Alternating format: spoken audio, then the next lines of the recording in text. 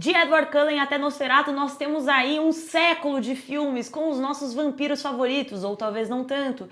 E hoje, em homenagem ao lançamento de Pecadores, que temos Michael B. Jordan em dose dupla, e que reza a lenda aí que é um filme de vampiro, mas eu não sei. Será que é? Será que não é? Eu estou aqui com o Caio Colette para fazermos a tier list, a lista definitiva envolvendo filmes de vampiro. Exatamente, eu vim a caráter aqui com um dos filmes de vampiro já feitos. Dos filmes de vampiro. É um filme de vampiro. Já feito. Já foi feito. Foi lançado, apesar de ter polêmicas aí, ninguém foi ver, mas foi lançado. Pois é, ele existe. Ele existe. Eu gosto muito de usar essa camiseta, mas, gente, eu vou falar desde já que eu não sou um grande fã de Morbius, tá bom? A gente vai discutir sobre isso depois, mas é irônico, tá? Eu só acho muito engraçado usar a camiseta. Justo, porque as pessoas, elas meio que te olham, assim, né? Você chama uma atenção. Exatamente. Você vira e fala, nossa, tem uma pessoa que está vestindo uma camiseta de Morbius. Tem fãs? Ou será haters? Todo mundo é fã, todo mundo tem fã no Brasil. Essa é uma frase muito sábia. Mas, se somos fãs de Morbius ou não, vocês vão descobrir em breve, porque temos aí nossa tier list, produção, pode colocar na tela. Temos aí uma série de filmes. A galera, Caio, eu vou te contar. Ela normalmente fica... A galera fica um pouco revoltada, assim, que às vezes falta filme, que não tem tudo. Mas é importante as pessoas saberem que a gente grava muitas coisas por dia, a gente faz muitas coisas por dia. Então, às vezes, pra gente não fazer um vídeo de 1 hora, a gente escolhe nossas batalhas. Exatamente. Então, dentre as nossas batalhas dos filmes de vampiro, temos aí essa seleção que, na minha opinião, maravilhosa, dentre os péssimos e os ótimos. É uma grande seleção. E eu ia falar uma coisa, aí tem o quê? 14, 15 filmes, é isso? Tem por aí. No bom site omelete.com.br está rolando uma lista diária, a gente atualiza ela diariamente, com 30 ótimos filmes de vampiro. Olha lá. Durante todo esse mês, em homenagem a Pecadores, que talvez seja um filme de vampiro. Talvez seja um filme de vampiro. E eu quero começar, Caio Colette, eu quero que você, na lista que temos aqui, você fale seu preferido. Pra gente já colocar no Mar Vermelho, começar assim, ó, com os 2 pés na porta. Ok, peraí, eu preciso olhar direitinho aqui. Sem pressão, tá? Eu acho que, tipo, a gente tem que começar com um dos clássicos, né? Ai, meu Deus. Acho que é o que eu tô pensando que você gosta, que eu não gosto. Eu sou apaixonado pelo Drácula de 31. Ai, ufa. Tá, Porque eu sou realmente apaixonado pelo Drácula de 31. Eu assisti recentemente, eu comecei a assistir os filmes de monstros da Universal. E eu acho que ele retém, tipo, ele tem quase 100 anos de idade agora. E ele retém uma coisa tão sinistra, um clima tão estranho, assim, que você fica... por que esse filme tão velho tá me dando arrepio, sabe? Eu concordo. É muito legal. Eu adoro o Bela Lugosi. Acho ele um baita Drácula. Eu adoro o Bela. E eu acho que no final das contas, a gente tem aí o de Bram Stoker, mas na minha mais sincera opinião, o do Bela que mais se estabeleceu, assim, como um personagem geracional, que marcou todas as gerações e que continua sendo um clássico até hoje. É um filme, assim, que tem quase 100 anos... E cá estamos vendo que, nesse mesmo sentido, eu acho que Nosferatu pega um pouquinho disso, mas é um filme que ele envelheceu muito bem e que ele funciona até hoje, 2025. Eu não assisti recentemente, eu assisti faz uns 7, 8 anos. E eu achei excelente também, adorei. Então, eu tô super de acordo com você. Eu não sei se ele é meu favorito nessa lista, mas eu tô 101% de acordo que a gente já pode colocá-lo. Eu acho que ele é Mar top Vermelho dos tops, ali. Mar Vermelho. Se a gente tá falando de vampiro, tem que ser Drácula no Mar Vermelho. Concordo. Sabe, tem que ser um Drácula. E o meu Drácula, pra mim, é Bela. É Bela. Adoro Christopher Lee também, mas o meu Drácula é o Bela. E, já que falamos do favorito, vamos pro pior de todos, de cara. Vai lá. Pior de todos, de cara. Gente, eu tenho umas questões aqui pra abrir com vocês. Tem alguns filmes que eu acho que eu sei que eles são ruins. Certo. Mas, de acordo com a minha memória nostálgica, eles são ótimos. Certo. Então eu vou colocar como Água Benta um filme que... Acho que ele não pode ser Água Benta, gente. Mas eu vou colocar no Água Benta, talvez, porque ele me decepcionou muito. O filme do Tim Burton.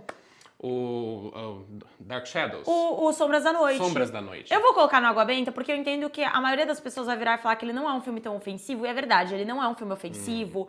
Mas ele é um filme que me ofende porque ele é um nada. Ele é um nada. Em se tratando de Helena Bonham Carter, em se tratando de Johnny Depp, em se tratando de direção de Tim Burton, que sempre foi o triozinho do meu coração quando eu era mais jovem. Eu coloquei uma expectativa nesse filme tremenda. E eu acho que muitas pessoas colocaram, até porque era um filme de vampiro.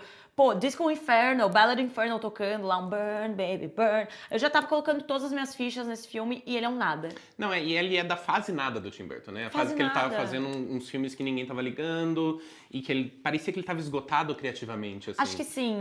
Ele só repetia certas coisas que as pessoas esperavam dos filmes dele e deixava estar, assim. Eu acho que o Sombras da Noite saiu bem nessa época. Ele é baseado em uma novela antiga que as pessoas amavam, que foi uma das primeiras novelas aí antes da nossa Vamp, da nosso Beijo do Vampiro, que pegou essa coisa dos vampiros e dos seres sobrenaturais pra TV, pra novela mesmo, lá nos Estados Unidos. E eu acho que, tipo, ele trouxe essa história de volta de uma forma tão... que você fica, então tá bom. Tanto que eu acho que talvez não seja nem um água benta, talvez seja um caso para dois ovos ali, para duas estrelas ali. Acho que sim, eu acho que eu peguei um pouco pesado. Eu só genuinamente acho o pior dessa lista, porque filmes de vampiros são bons. Sim. Mas principalmente porque eu não sabia do conteúdo original. Mas temos aí um conteúdo original que era bom, atores que são bons, um diretor que era bom, uma trilha sonora que era boa, uma estética que era interessante, vampiros. E eles não conseguiram trabalhar nada com isso. Zero. É um filme que as pessoas nem lembram. Então, acho que é por isso que ele se torna o que eu menos gosto. Mas, de fato, eu acho que ele não é um filme ofensivo. Ele pode ser encaixado num dois ovos. Então, eu daria meu braço a torcer. Qual é a categoria dos dois ovos, meus amigos? Água benta? É água benta. Não. Dente de alho. Dente de alho. Dente de alho. Então, tudo bem. Eu coloco no Dente de Alho, porque, de fato, ele não é um filme péssimo. Vamos subir pro Dente de Alho, então, o Dark Shadows. Pra você, qual é o filme péssimo? Eu acho que, apesar da minha camiseta aqui, a gente vai ter que falar de Morbius. Acho que Morbius é um filme péssimo. Morbius é um filme que... Ele é como o nosso amigo Marcelo Hessel costuma dizer, ele é um filme de super-herói daquela época que ninguém sabia fazer filme de super-herói, sabe? Dos anos 2000 ali. E ele não é um dos bons, entendeu? E ele já veio numa época que as pessoas sabiam fazer bons filmes de super-heróis. Exatamente isso. Mas a Sony tava ali se encontrando ainda. Acho que eles, tipo, acharam a sorte grande com o Venom do Tom Hardy, que se desenvolveu de uma forma totalmente inesperada. Eu gosto muito dos dois últimos filmes, do segundo e do terceiro. Eu também. Mas daí o Morbius veio sem carisma, entendeu?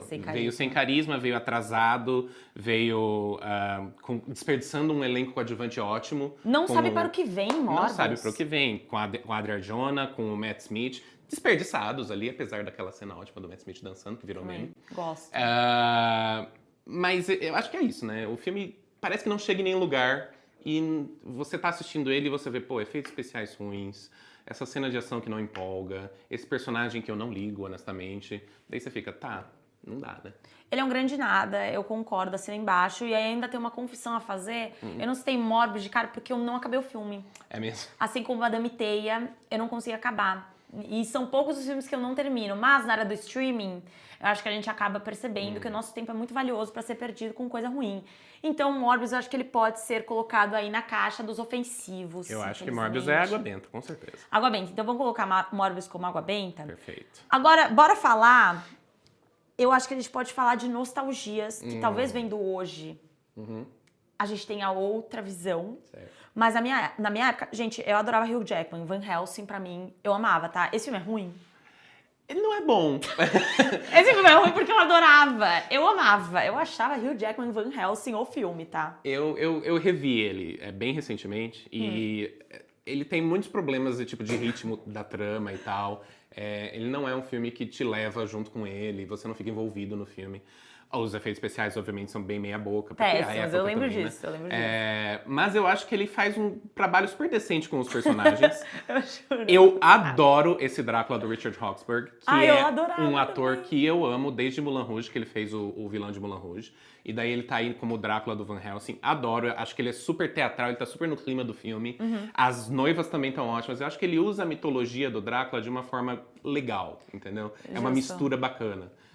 Mas que é um bom filme, não é, entendeu? Ele não é um bom filme. Na minha concepção era, porque assim, quando eu era mais nova, eu era muito fã de A Múmia também. Então eu tava meio que nessa vibe, O Cavaleiro Sem Cabeça, A Múmia, Van Helsing. Então pra mim todos esses filmes são obras-primas. Revi A Múmia. A Múmia ainda é muito bom. Excelente! A Múmia é excelente. Van Helsing tava na minha lista pra rever. Mas eu imaginava que era um filme que hoje em dia, se eu assistisse, talvez eu não ficasse tão encantada e tão imersa na aventura como eu sentia antes. Tá? A Múmia eu estou revendo, eu achei muito bom, então eu pensei, talvez Van Helsing esteja nesse caso. Mas eu vou confiar em você e vamos colocar no filme anêmico? Eu acho, os Três Ovos ali tá bom, Três o anêmico Ovos. ali tá bom. Tipo, não é um grande filme, mas eu acho que ele faz vampiros legais, então tá bom. Tá, entendeu? justo. Eu acho que um outro filme que talvez esteja nessa coisa da nostalgia, mas eu acho que ele ainda é um pouco melhor do que o Van Helsing, é o Blade, né? O Blade eu acho ótimo. Eu acho ele um bom filme, eu acho que o um bom segundo é filme. melhor.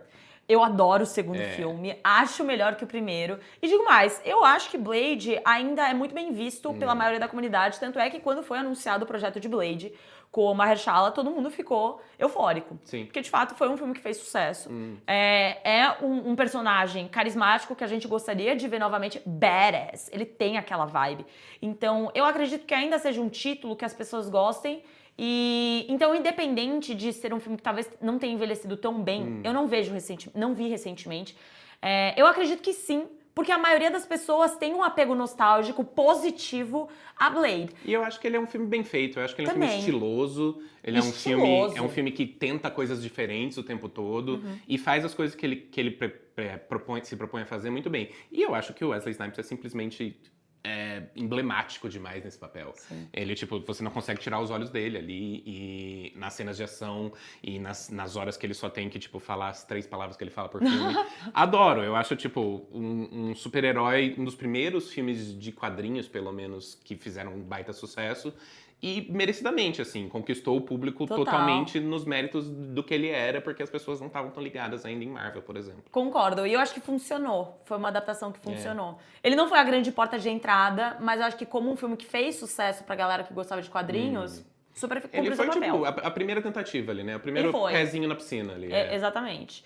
Eu acho que de 3 a 4, pra ser bem sincera, Eu tá? diria um 4, eu diria um Eu 4. também. Olha, a Sanguinário. gente já, sem Ó, querer, completamos. já completamos. Então podemos colocar. No Sanguinário, agora, eu gostaria de trazer a gente para uma vertente um pouco mais atual, pra Certo. falar de Nosferatu.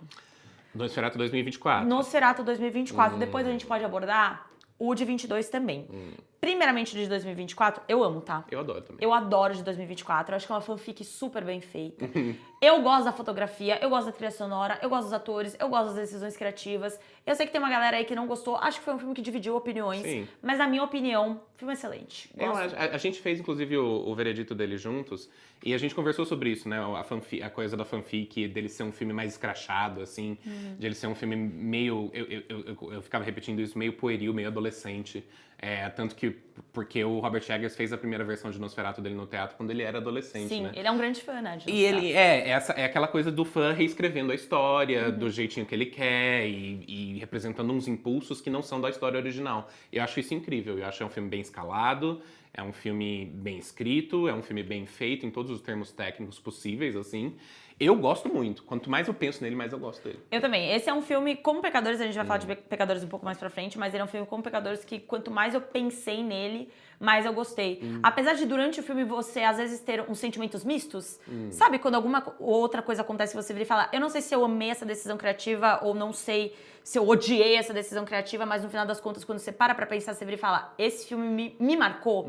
Então eu colocaria ele numa posição de 4 ovos. Concordo. Por quê? Porque eu acho que a gente tem um aí pra colocar nos 5 ovos, que na minha opinião é o de 22. Certo. Que é um outro clássico. Né? Eu acho que assim, o Nosferatu entra em Sanguinário, porque apesar de eu amá-lo, eu vejo ele como uma releitura de um filme que pra mim é excelente, que é o Nosferatu de 22. É isso, né? A fanfic pode ser boa, mas não é original. Exatamente. E pra mim, fanfic excelente, Eggers, eu te adoro, mas nada nunca vai ser para mim como o original, que é muito bom. Revi ele, inclusive, antes de assistir Nosferatu e funciona perfeitamente. Eu acho que ele, tipo, a influência que ele teve no cinema mostra, tipo, quão inovador e interessante ele foi em todas as técnicas que o Murnau colocou ali. E também quanto ele ficou no imaginário das pessoas. Muito. E, tipo, é um filme que já tem 100 anos, nesse caso, né? E que continua sendo, tipo, meio impressionante, assim. Você vê e você se sente envolvido naquela atmosfera, você se sente assustado com as imagens que ele coloca, você... se você é uma pessoa que acompanha bastante cinema de terror, por exemplo, você fica, pô, o filme que eu gosto tirou de Nosferatu. Sim. O filme que eu gosto fez isso por causa de Nosferatu, entendeu? E é incrível, assim, é incrível quando você consegue ter acesso a esses filmes que criaram coisas que foram replicadas muitas vezes depois, é porque é uma coisa de qualidade, né? Eu acho que o Murnau fez com que muitas pessoas que são apaixonadas por cinema e trabalham com cinema tenham desenvolvido essa paixão, entendeu? Eu acho que ele foi realmente um pioneiro na arte e na paixão das pessoas por cinema e por terror. Eu acho que o Eggers é um exemplo disso, e a gente vê uma figura aí, que é a figura do Nosferatu, que após 100 anos continua sendo uma figura muito conhecida na cultura pop. Então, mesmo se você não tenha assistido o filme de 22, você provavelmente já viu a figura do Nosferatu de 22 em algum lugar, entendeu? Então, eu coloco ele aí nos 5 ovos como uma grandíssima referência e também um filme excelente. Mas, inclusive, você pode ter visto a figura do Nosferatu em O que Fazemos nas Sombras. Porque, O que Fazemos nas Sombras. Porque esse que está também na nossa lista aí, porque tem um personagem ali que é meio que é pra ser o Nosferatu, né? Total. Eu amo, tá? Eu também adoro. Eu amo What We Do in the Shadows. Eu amo não só o filme, como eu amo a série também. Eu acho uma série excelente. Essas 2 obras que me trouxeram pra mais perto do Taika Waititi, apesar dele ter me afastado por conta de Thor, do Amor e Trovão, ele me aproximou muito com o humor de What We Do in the Shadows, principalmente porque eu não sou uma grandíssima fã de comédia, mas a comédia de What We Do in the Shadows, ela simplesmente me ganha em absolutamente tudo. E a série, que é um The Office dos vampiros, pra mim é nota 10. Eu não sei se eu coloco ela num 5 ovos, eu acho que eu colocaria pela questão de opinião pessoal, mas numa visão geral eu não sei se ela vai pra um 4, assim, mas acho que ela super funciona como uma ideia de trazer um ar mais cômico pra toda essa vertente que a gente sempre lidou de uma forma mais séria. Eu acho que, tipo, ele ter o Taika e o Jermaine, né, terem identificado que o mito do vampiro estava super cansado e precisava ter um novo olhar, uma coisa que não tinha... Existem outras comédias de vampiro que foram feitas antes, mas essa foi muito marcante e essa foi muito mais escrachada, assim. Então eles chegaram e eles abordaram isso do ponto de vista do mockumentary, né? Do ponto de vista do documentário falso. E eles fazem isso de uma forma que banaliza esses personagens e que faz você, tipo, entender...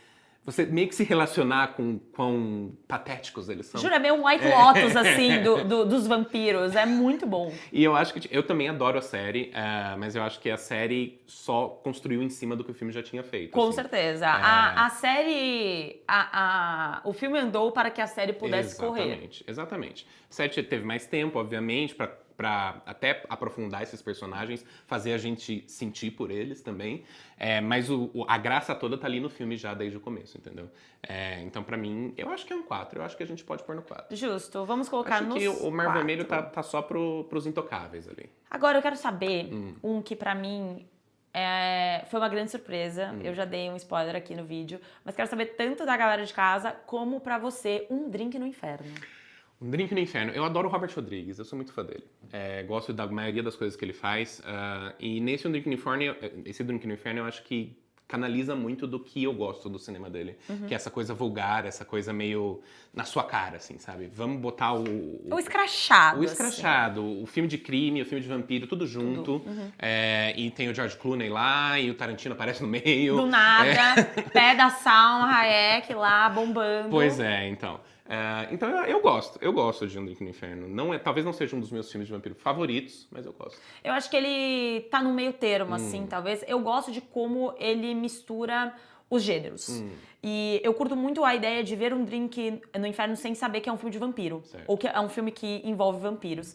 Porque você acaba se surpreendendo e ele fica mais escrachado com esse fato de, caramba, o que tá acontecendo aqui?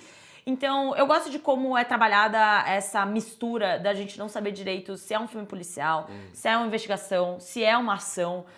Eu colocaria ele não como meu favorito também, mas é um bom filme, um bom entretenimento, excelente entretenimento. Então eu colocaria ele num anêmico, assim, que ele é um meio termo. Pô, mas eu acho que... Será que isso é justo? Porque, tipo, a gente gosta, né? A gente não tem falado coisas ruins sobre ele. Sanguinário, talvez. É que a gente tá meio bonzinho ali, demais. né?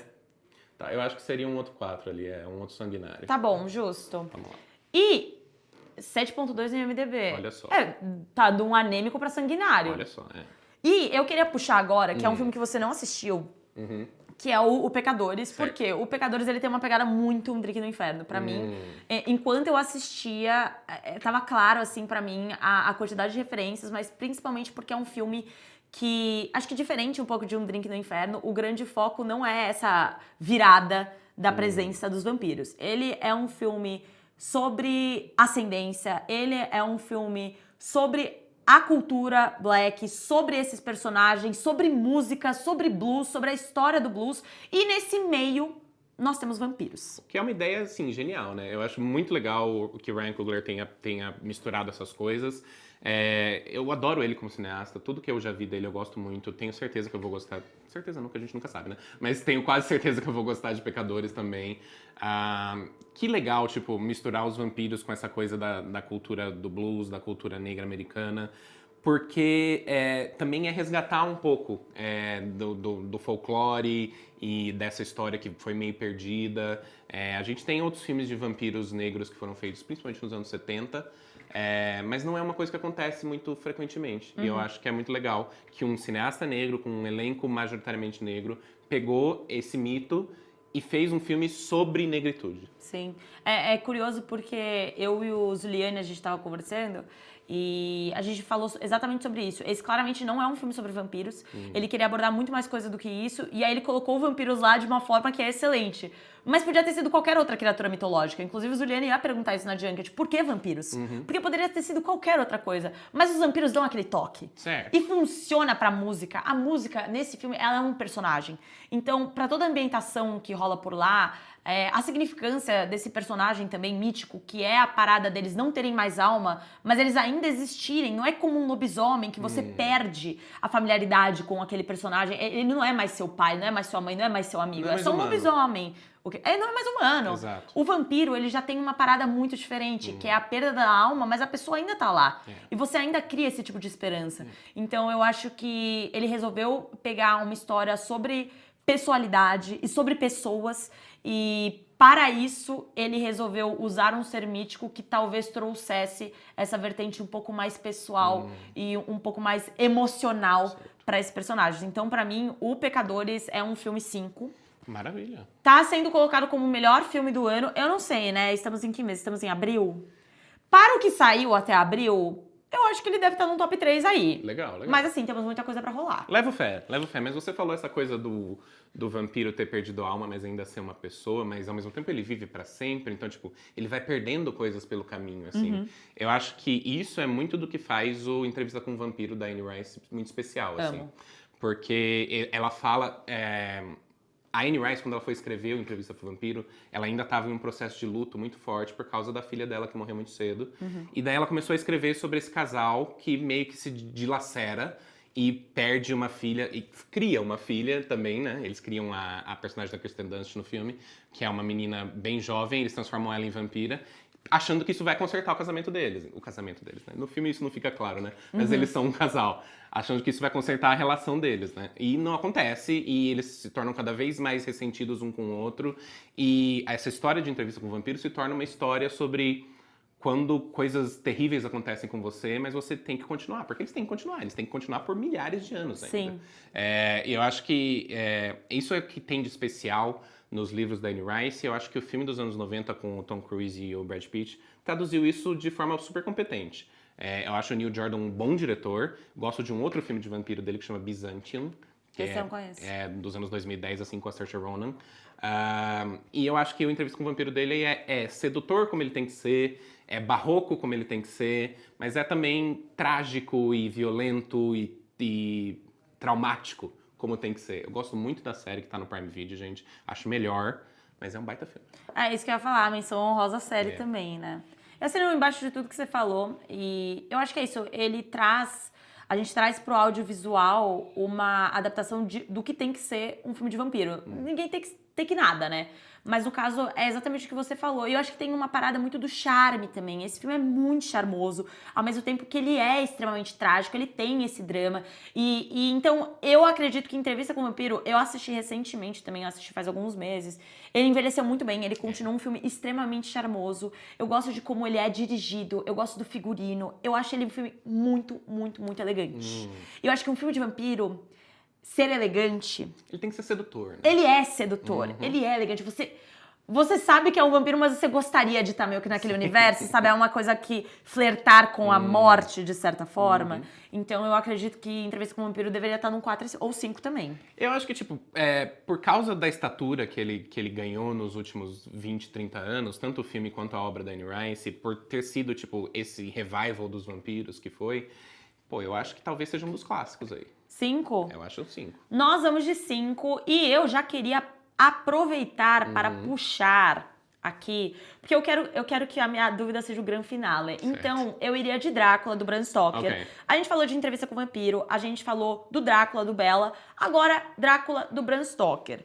Eu queria pontuar que eu também adoro esse filme e eu adoro tudo que envolve a técnica desse filme. Para sim. começar, figurino, assim, Perfeito. nota 10, design de produção. Eu acho que filme de vampiro tem que ter design de produção nota 11. Eu acho que o Drácula do Bram Stoker, em todo esse quesito que aborda o técnico, é impecável.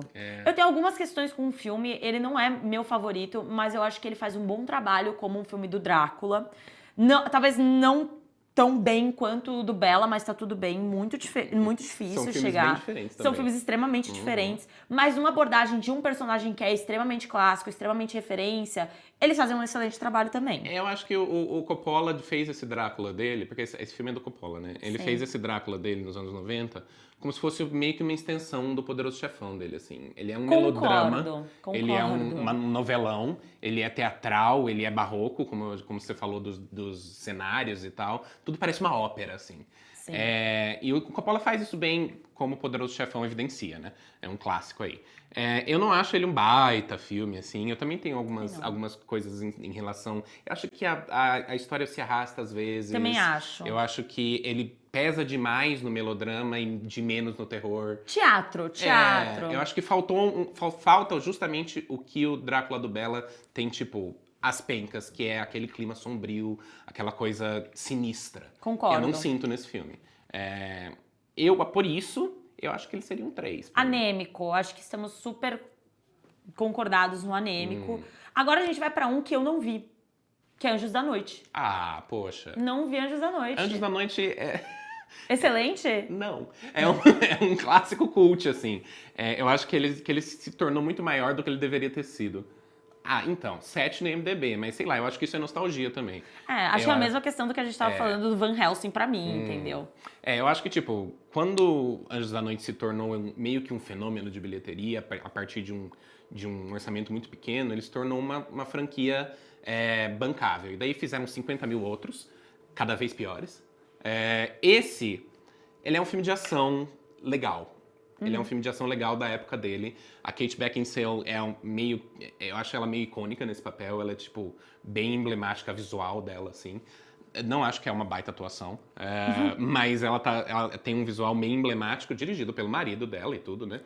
Pelo Len Wiseman. Eu acho que, tipo, é legal esse filme. Me traz uma vibe meio Resident Evil, assim. Mas é da mesma época, né? Eu acho que é meio que Resident Evil dos vampiros. Nessa pegada, né? É por aí. Mas aí a gente vai o quê? Nos 2 ovos, você acha? A minha nostalgia me diz 3, mas talvez seja 2 o mais certo, vá. Vamos de Dente de Alho. Então vamos de Dente de Alho, porque estamos muito bonzinhos. Agora... Não, Dente de Alho, vamos lá. Produção... Agora é o momento, hein? Agora é o momento. Vamos falar de Crepúsculo. Quem vai começar a falar de Crepúsculo? Eu adoro. Eu tenho uma questão, eu preciso confessar, tá? Vale. Eu vou ser muito julgada por isso. Eu acho que eu tenho uma falha de caráter mesmo, eu preciso reassistir. Mas eu odiava Crepúsculo por uma briga de fandoms. Certo. Na minha época, a qual eu tinha, sei lá, o meu auge dos 11, 12 anos, eu ainda sou uma grandíssima fã de Harry Potter. Quando surgiu o Crepúsculo, apesar de que a maioria das pessoas não vai entender nesse vídeo, e eu também não entendo, surgiu o Crepúsculo e eu não sei por que surgiu algum tipo de rivalidade entre Crepúsculo e Harry Potter. O porquê, eu não sei. É um filme de romance, um filme de vampiros, não tinha nada a ver com Harry Potter, mas cresceu-se, criou-se essa briga de fandoms. Então, quando eu assisti Crepúsculo, eu assisti como um filme sério. E eu li Stephenie Meyer como sendo um livro sério. Certo. E eu acho que não é, Não, entendeu? é um romancezinho. Eu acho que se eu visse como uma fanfic, e se eu lesse o livro como uma fanfic, não com uma visão, eu sou uma crítica e eu estou sendo ameaçada aqui, a posição de Harry Potter, talvez eu achasse esse filme, assim, uma obra-prima, que é uma parada que eu acho que se eu assistir hoje em dia, eu vou achar Crepúsculo excelente. É divertido. Não é tão ruim que é bom, entendeu? Eu não sei se ele é tão ruim que é bom. O primeiro filme, eu acho que as continuações foram ficando piores, assim. Mas o primeiro filme, que é da Catherine Hardwicke, que eu acho uma ótima diretora, eu acho que ele é melhor do que o livro da Stephanie. Ele pega o livro da Stephanie, ele bota ele numa mídia em que ele funciona melhor. Ele faz isso bem. A Catherine, ela fez um filme com carinha de indie, com um orçamento de Carinha indie de também. indie, música indie, fotografia indie. Aquela fotografia azul, Nossa, com um filtro indie azul total. e tal. E eu acho que ela fez isso porque ela viu ali uma história muito mais modesta. E uma história em que ela podia brincar um pouco. Tem a cena do beisebol, que já é antológica. Excelente essa cena, tá? Mesmo o hater eu amava. Não, é antológica aquela cena, com o Muse tocando atrás, adoro. Supermassive Black Hole. Exatamente. E eu acho que, tipo, ela fez um filme como essa história merecia. E eu acho que talvez não seja um drama sério, não é. É um romance adolescente. Mas eu acho que é um romance adolescente bem feito, um romance adolescente que depois as coisas vão se complicando moralmente falando. Eu acho que a história da Stephanie tem algumas questões sobre castidade, toda essa conversa torta, Mas no primeiro ainda é muito tipo, o cara é uma historinha adolescente, eles estão se apaixonando e o cara tem que reprimir os impulsos dele. Eu acho que o Robert tá ótimo. Aquela cara que ele faz assim, cheirando a Bella, mas é tipo, virou meme, mas ele interpreta esse cara super torturado, que não consegue ficar perto da pessoa que ele ama, de uma forma tão investida, tão tipo, fui com tudo, entendeu? Que eu acho que me convence. Gente, a direção era essa, na minha opinião. Robert Pattinson, na minha mais sincera opinião, Giovanna Pagano falando, é um dos artistas mais versáteis de hoje em dia. Ele é um dos meus atores favoritos. Eu acho que ele entrega tudo em qualquer papel que ele se propõe a fazer. Então, pra mim, é uma questão mais de que Crepúsculo mesmo, eu levei muito na seriedade. Eu fui ver como um filme sério. E eu acho que não é pra ser levado nessa parada. É um romance adolescente. Veja como um romance adolescente, sinta vontade de se apaixonar, sinta vontade de meio que explorar o proibido. Sim. Eu acho que é uma coisa que cativou muito as pessoas que tinham de 15 a 16 anos, porque elas tinham mais essa pira de explorar o proibido. Eu era uma criança um pouco mais levando a sério, porque estava machucando a minha saga. Eu não tinha muito essa pira de me apaixonar, do romance adolescente, de me identificar com a personagem. Então, eu acho que é uma falha de caráter minha de tentar reassistir e ver as positividades, inclusive dar risada das coisas ruins, inclusive mais pra frente aquele boneco Baby Alive da Renesmee, meu Deus do céu, ótimo, né, do imprinting. Mas assim, basicamente eu era muito fã de Os Vampiros que se Mordam, entendeu? Que era a grande chacota de Crepúsculo. Por quê? Porque aí eu vi como uma grande piada. Mas eu gostaria de reassistir Crepúsculo só pra ter, assim, o meu martelo batido e não a Giovanna de 12 anos com o martelo batido. Produção fez uma boa observação sobre o nosso conhecimento de Paramore durante Crepúsculo. The Code, inclusive, foi uma das minhas músicas favoritas do ano. Eu acho que independente de onde a gente colocar o filme Crepúsculo, a trilha sonora de todos os filmes Crepúsculo é 5 ovos. Muito boa, muito boa. Eu concordo plenamente. Acho que eu colocaria ele no anêmico. Será? Você Eu queria quer colocar no 4. 4? Eu acho que ele adquiriu uma estatura maior com o tempo, entendeu? E eu acho que, tipo, vendo ele hoje, tanto como um artefato nostálgico, quanto como meio que um clássico cult, ele, sei lá, eu acho que ele tá ali junto com o Drink no Inferno, entendeu? Ele extrapolou gerações, vai. Extrapolou gerações. A gente tem que ser sincero, ele criou um fandom forte. Eu acho que eu dou o meu braço a torcer, que é um sanguinário, tá? Eu iria no anêmico, mas eu boto fé que ele pode ser um sanguinário, tá? Menção honrosa a Buffy. Adoro. A gente não colocou Buffy. Um dos meus filmes de vampiro preferido é dirigido pela Catherine Bigelow, de Guerra ao Terror, a primeira mulher a ganhar um Oscar de direção. Guerra ao Terror. Que chama Quando Chega a Escuridão, é dos anos 80. É incrível, gente. Super estiloso. Fala de vampirismo como o outro social, sabe? É muito profundo, mais profundo do que você imagina. E é muito divertido também. Então eu indico Quando Chega a Escuridão, Near Dark. Tivemos as nossas menções honrosas, então, Buffy e Quando Chega a Escuridão. Isso. E agora vamos ver o nosso tier list completo. Temos aí vários filmes, fomos bonzinhos, mas porque filme de vampiro costuma ser bom. Adoramos. Temos aí no Mar Vermelho, que é a categoria Master, Drácula, Nosferatu de 22, Sinners, Pecadores e Entrevista com um Vampiro. Somente clássicos. Sanguinário, temos Blade, Nosferatu de 2024, What We Do in the Shadows, o filme, Um Drink no Inferno e Crepúsculo. Adoramos. Anêmico, Van Helsing, querido Hugh Jackman, te amo, Drácula de Bram Stoker. Esse aí vai ser polêmico. Esse vai ser polêmico. Os cinéfilos vão vir atrás da gente. Gente, desculpa por tudo, tá? Mas é porque a gente tava muito bonzinho, a gente tem que ser um pouco mais, né? 3 não é um filme ruim, é um filme bom. Filme bom. Concordo. Dente de Alho, um filme ruim.